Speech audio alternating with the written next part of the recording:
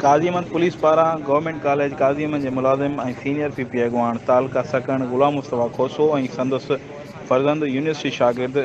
इमरान खोसो ते मंशा जो कूड़ो केस दाख़िल करे गिरफ़्तार करण खिलाफ़ संदसि वारसन पीपी कारकुनन और गवर्नमेंट कॉलेज काज़ीमंद के एम्प्लॉइज़ यूनियन पारा तालका प्रेस क्लब काज़ीमंद अॻियां एहतजाजी मुज़ाहिरो कयो वियो, जंहिंखे ख़िताब कंदे सिकंदर लाखो, रजीब जतोई, जावेद अली बलोच, इमरान खोसो, आमिर लाखो ऐं ॿियनि चयो त काज़ीमंद पुलिस बिना जवाज़ लॻाए मंशा ते एक्ट तहत कूड़ो केस दाख़िल करे छॾियो आहे। गुलाम मुस्तफ़ा खोसो जे ॻोठ लोंग खोसो ते चढ़ाई करे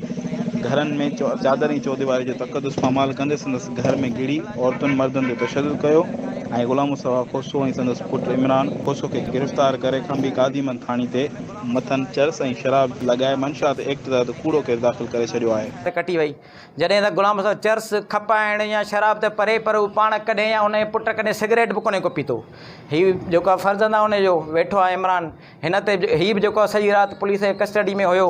पोइ हा यूनिवर्सिटी जो शागिर्द आहे, 2 साल जो सिंध यूनिवर्सिटी में पढ़ंदड़ आहे। गुलाम मुस्तफ़ा पाण जेको आहे असां सां गॾु कॉलेज में नौकिरी कंदड़ सरकारी मुलाज़िम पिणु आहे ऐं पीपल्स पार्टी जो उहिदेदार बि आहे। असां आला अख़्तियारनि खां इहा घुर था कयूं, महिरबानी करे